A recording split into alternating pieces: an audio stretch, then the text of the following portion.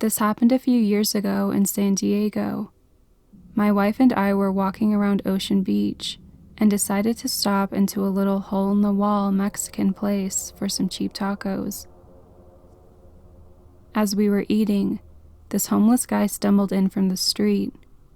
Normally, we wouldn't have paid attention because in Ocean Beach, this is a very normal occurrence. But this dude was ridiculously wasted and barely coherent.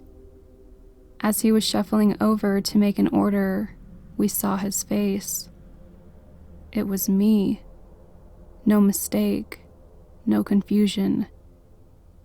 He was a very disheveled, dirty, and hairier me, and in different clothes.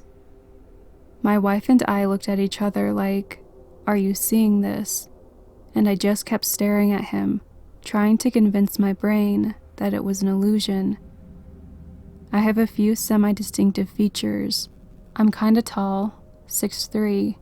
I have big lips and a sharp nose. The guy had my exact face and build. He was struggling with getting money out of his pocket at the register, but eventually got his burrito and sat down directly facing us, a few booths away. We got an even better look at him as he ate his food. It was pretty gross, because his mouth wasn't working right, probably because of the drugs. Another weird detail that I reflect upon is that I couldn't bring myself to talk to him. I'm usually very gregarious and never have problems striking up conversations. I wanted to get a picture of us together and ask him his name, but I was stuck there, just staring at him. My wife and I both felt the discomfort and decided to leave. I'm still kicking myself for being such a chicken about it, but the experience freaked me out. I felt like I was in some Ebenezer Scrooge situation, and I was being shown how I could have ended up had I made different decisions in life.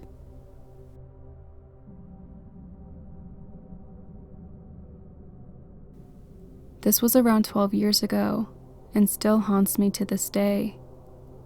I was at one of my relatives' house, and was playing on the front yard with one of my cousins, female, who was around 8 years older than me.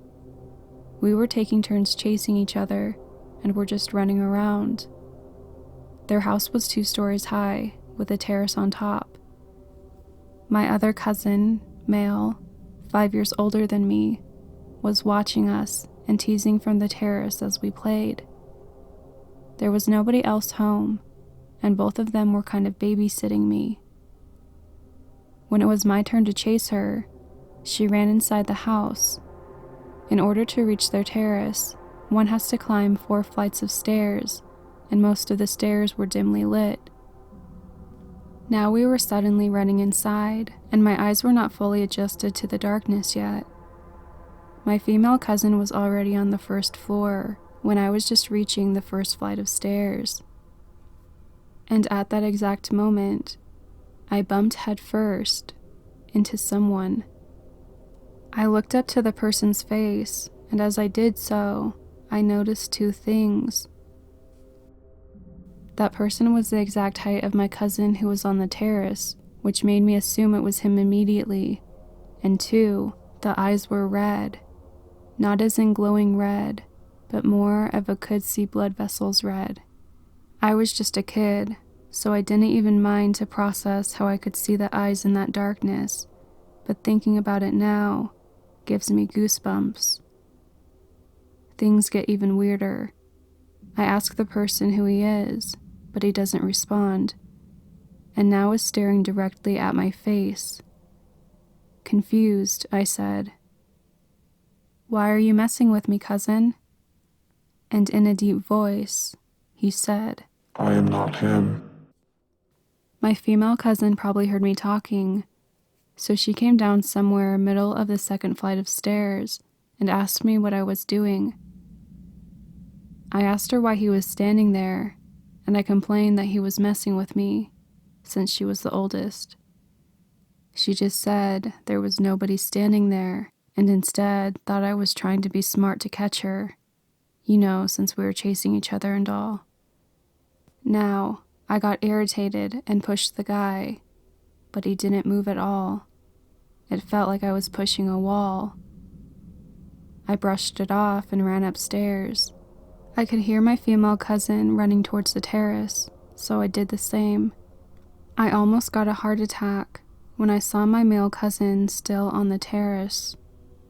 I asked him why he was messing with me, and he said he was at the terrace all the time.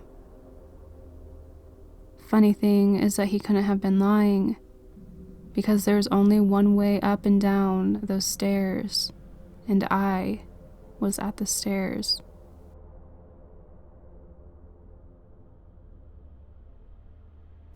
I was 15 when this story happened. My grandfather had just passed away, and we were going to attend his final rituals. It's a common thing done in South Asia when someone passes away, where you do prayers for multiple days. Most of the time, kids aren't allowed to see any of this stuff because it's meant to be bad luck or something. So me and my cousin, who was around 2 years younger than me, just hung out. A thing you need to know about where my grandparents lived was that it was basically a forest. It was as rural as you could get, to the point where animals would frequently wander in. So since we had nothing else to do, we would just play in the large expanse of land. One thing me and my cousin would love to do is play hide and seek. This time around, I was seeking. I checked the usual place, but I couldn't find the guy. So I went to the front of my grandma's house and yelled, "I give up." As I was about to make my way into the house, I heard a laugh coming from the roof of the house. When I looked up, my cousin was in a crouched position. His hands were wrapped around his knees, and he was smiling at me.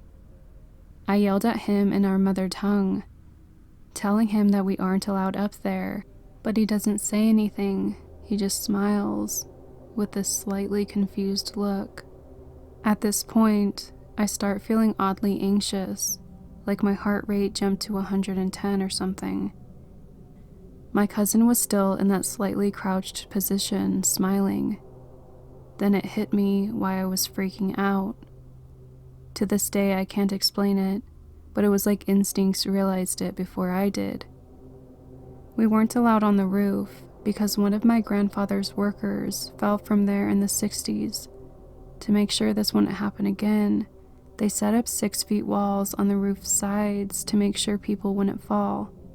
He was 13, and we were short. For him to be in that crouching position, he had to be well over 7 feet. I started to feel more and more nauseated. Then I heard my cousin yell my name from inside the house. I see him pop his head out from the slightly open door. I was flipping shit. I didn't even look at the roof, I just ran into the house, basically tackling my real cousin. The next few days went without any event, and I kind of forgot about it. But I just had a dream about it last night, and I still have no idea how I didn't notice how tall the thing was. Looking back, I should have immediately noticed that my 5'2" cousin wasn't going to be able to peek his head out from there, much less crouch and be seen.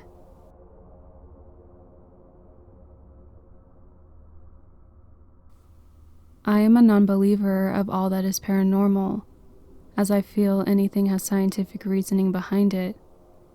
I did, however, used to be a hardcore Catholic up until the age of 19. I am now 27. Nowadays, anything that has to do with religion or paranormal, I am extremely skeptical of because of my past. Anyway, I've lived in an apartment for about 6 years now with my son and his father. And yes, we're not religious at all. However, the last few years, I've seen things out of the corner of my eyes, like white shadows. I keep telling myself, oh, they're just shadows of flies or mosquitoes, people walking by, etc. So I always brush them off. 2 months ago, an event that keeps bothering me and honestly makes me tear up every time I think about it, made me come to this conclusion tonight to make an account on Reddit because I know no one would believe me, especially my family.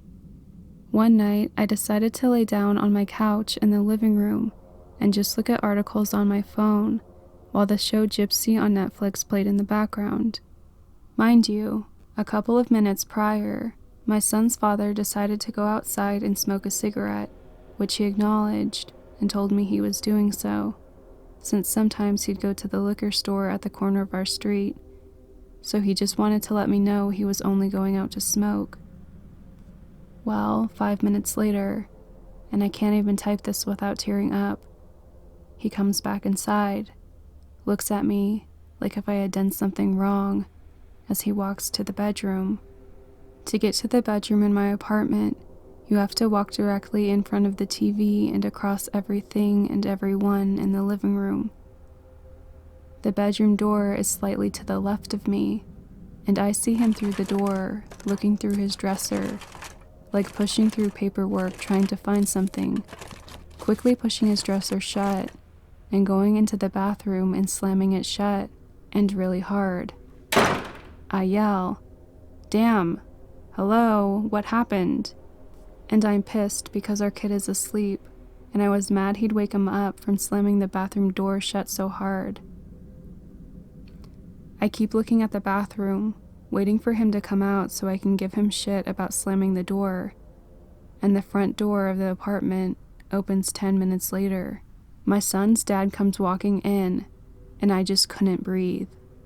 I immediately looked over at the bathroom door, and I can see from the corners of it that the light is on inside, but the door is completely shut. I tell my son's dad if he can open the bathroom door, and he does. No one is inside, but he just goes to pee and then sits down in the living room when he's done. I didn't tell him about this until a week after it happened, and I haven't told anybody about this other than him because, come on, we all know why.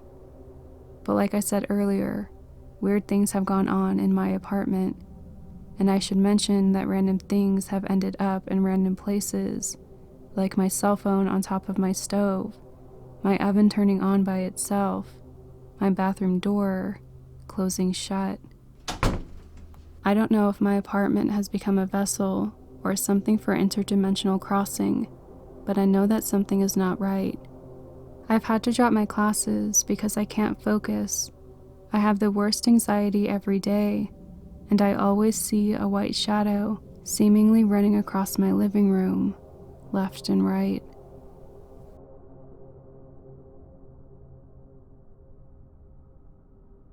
This is two separate experiences that come together to one big event. One day I was home alone with my mom, just hanging out in the living room and watching TV. My mom got a phone call and I watched her go upstairs. Like I literally watched her go up the stairs. A couple minutes later, I went upstairs to ask her a question. She wasn't up there. I looked all around the house and eventually found her sitting on the porch, still on the phone. I asked her if she went upstairs. She looked at me like I was crazy and said she hadn't been upstairs all day. A couple weeks later, I was sitting on my bed using my laptop. My mom was getting ready for bed. I looked up and saw her standing in the doorway in a white nightgown. She sleeps in one just like it, and her hair was all messed up. She didn't say anything, she just looked at me, and I just looked back down at my laptop. And I looked back up, but she was gone. I thought she went to her room. I heard something in the bathroom, so I went to check it out, and she was right there in front of the mirror, taking off her makeup with her hair still fixed up from earlier, and in her normal day clothes, no nightgown. I asked her how she changed so fast. She looked at me again like I was crazy. About a month later, my parents got in a car accident where the truck they were in flipped 3.5 times, and my mom's side almost got T-boned by a semi-truck. According to some people, What I saw was my mom's doppelganger, and when someone sees a doppelganger, it means that something bad is going to happen to the person that the doppelganger looks like.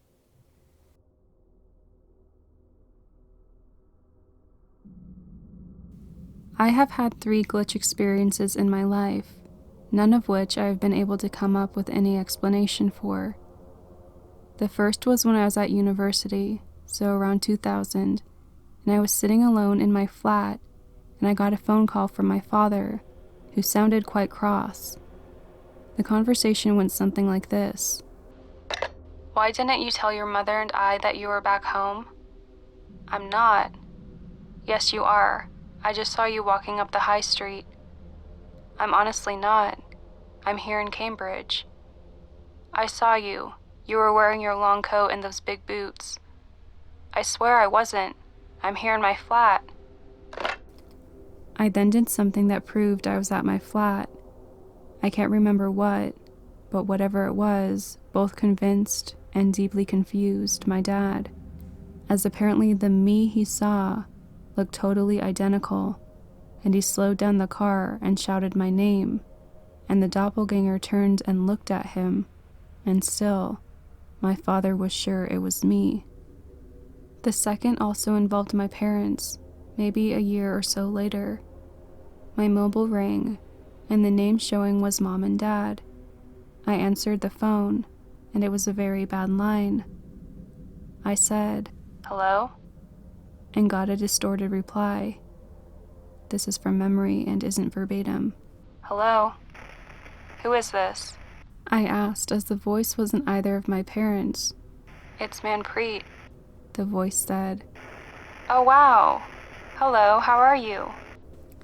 I asked because Manpreet was the name of a boy that I was really good friends with when I was young, as his family lived right across the road from mine, but there was no reply.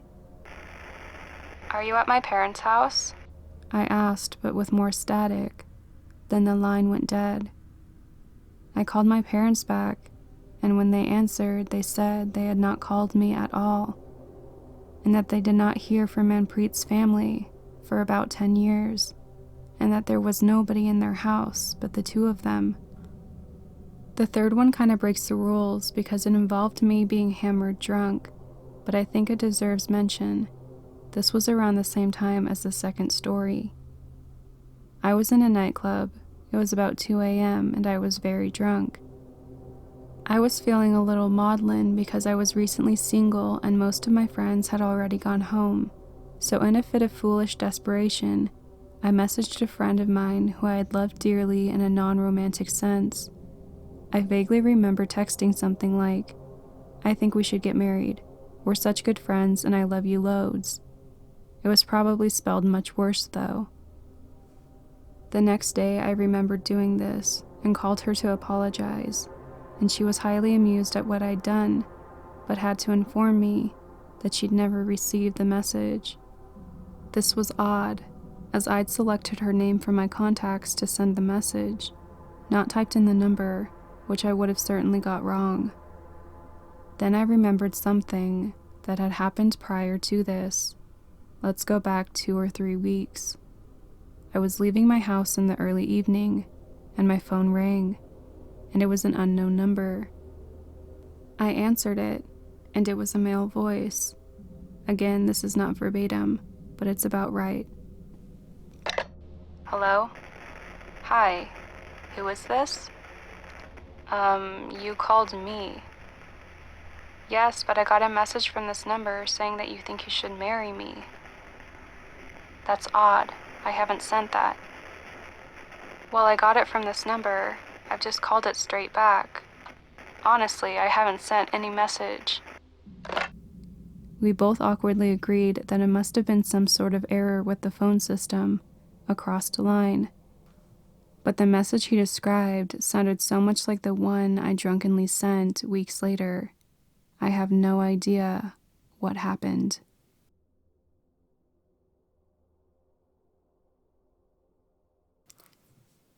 My husband saw my doppelganger in our hallway last night. We live in an old farmhouse, and we have had many paranormal and unexplained spirits, noises, etc. Last night, I was in the bathtub. My husband came in the bathroom to wash his hands and went back out to do the laundry. He was in the laundry room and looked through the kitchen and saw what he thought was me in the hallway, buck naked.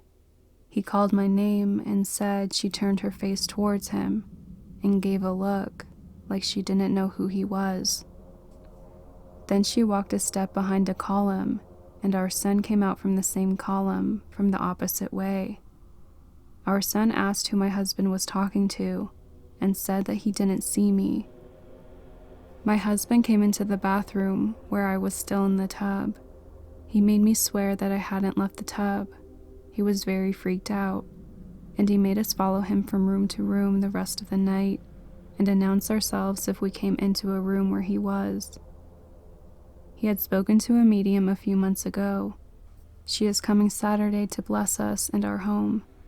She said she would like to try to see what the spirits are and try to release them. She also told me before to place black salt around our doorways and in the four corners of our home. So the medium came over. We'll call her M.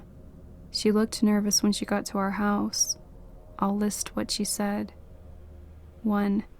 She had been preparing all day and felt very uneasy. 2. Her watch stopped during the day. She was talking to me, my hubby, and our 12-year-old son. He is the one she said she was really worried about. She asked him more about what he had seen, and I didn't know that he was seeing what he called black mist in the shape of a person.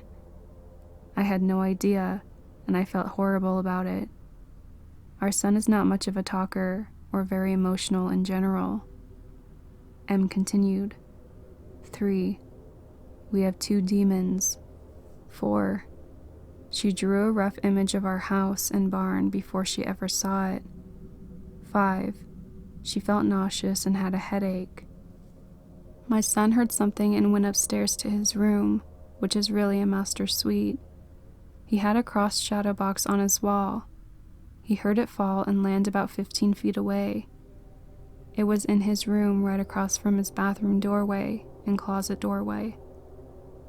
It landed face down in his closet.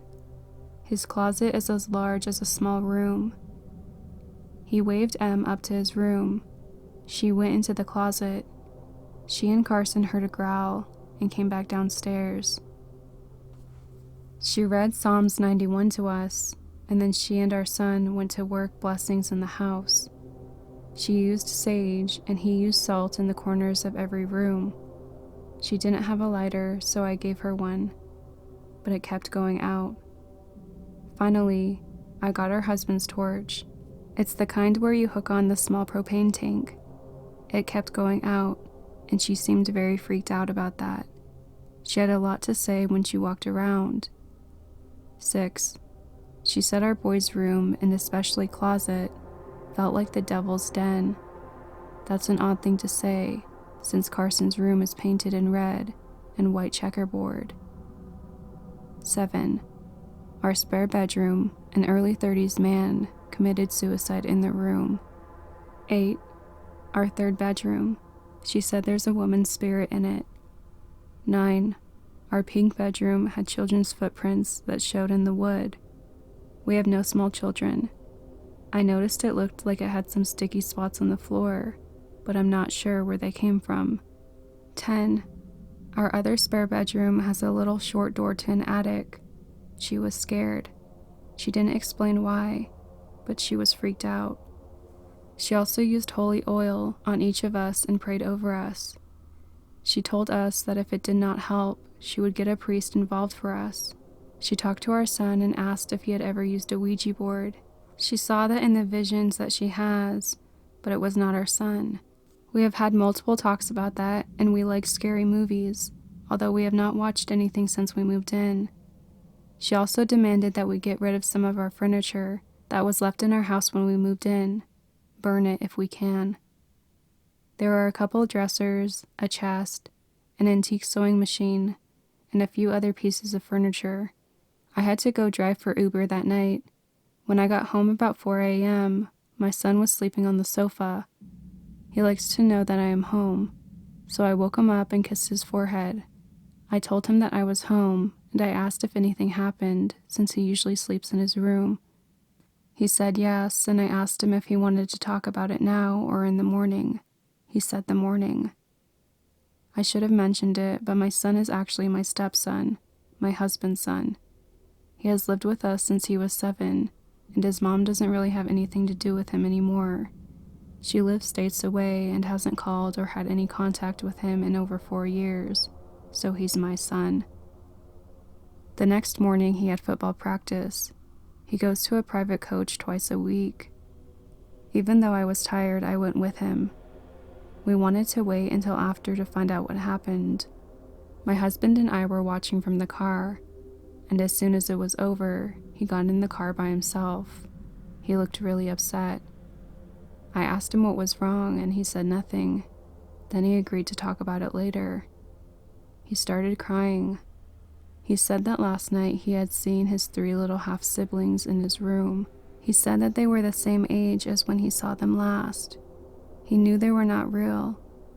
He also said that when he was at practice, he kept seeing a shadow figure standing behind his coach. He said it seemed threatening, like it wanted to hurt his coach. Now he is seeing this thing when he's not at our house, out in the daylight, on a beautiful spring day. We get home and my husband has to leave for work. We start trying to move a corner bookshelf in our dining room that was there when we moved in. It had glass, so we removed it. And we thought it would be lightweight, so my son and I could get it out to the shed where it could be taken away by the farmhands who work the property. It was not light. So I get on top of the chair since I saw a piece of paper at the top. There is also a small statue of a Native American with horns and some animal skin with hair. Not sure if it was real or fake. I didn't touch it, and I took a picture of it and sent it to Em. Her response was, "Oh hell." She thinks previous tenants used that. My son and I burned it in the backyard. He said he had something else like that, but something scarier in one of the sheds on our property. Fortunately, that shed had been emptied. We finally went back inside, and I salted and prayed over the corner. Then last night, my son went to take a shower. He said that when he got out, his mom and his siblings were sitting on his bed. He knew they were not real, so he prayed to have God's protection. Then he got dressed quickly and ran downstairs to me. My son slept on the sofa last night. My husband and he got the clothes that he needed for today and camped him out in the living room. My plan is to continue to get all of the old furniture removed and do the sage cleansing a few more times where things happen, like in our son's room.